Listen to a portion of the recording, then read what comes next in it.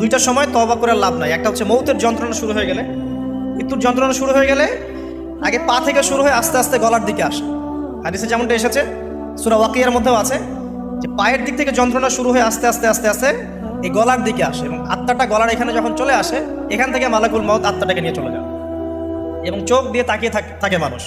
রুহটা চলে গেলে মানুষ চোখ দিয়ে তাকিয়ে থাকে, দেখবেন এই কারণে মৃত ব্যক্তি তাকিয়ে থাকে, চোখ খোলা থাকে। এবং তখন আসমান থেকে সিঁড়ি নামিয়ে দেওয়া হয়, ওই সিঁড়িতে করে আত্মা চলে যাচ্ছে, ও তাকিয়ে দেখে যে আত্মা চলে যাচ্ছে। এবং মানুষ মারা যাওয়ার পরে চোখ জীবিত থাকে অনেকক্ষণ। মেডিকেল সায়েন্স যারা পড়েছে তাদেরকে জিজ্ঞাসা করবে, মানুষ ডেড হয়ে গেলেও চোখ দেখবেন আরও কয়েক ঘন্টা, হয়তো আরও নির্দিষ্ট একটা সময় পর্যন্ত চোখটা কিন্তু জীবিত থাকে।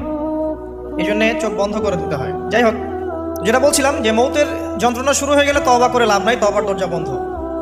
আর পশ্চিম দিক থেকে সূর্য উঠে গেলে তওবা করে লাভ নাই, তওবার দরজা বন্ধ।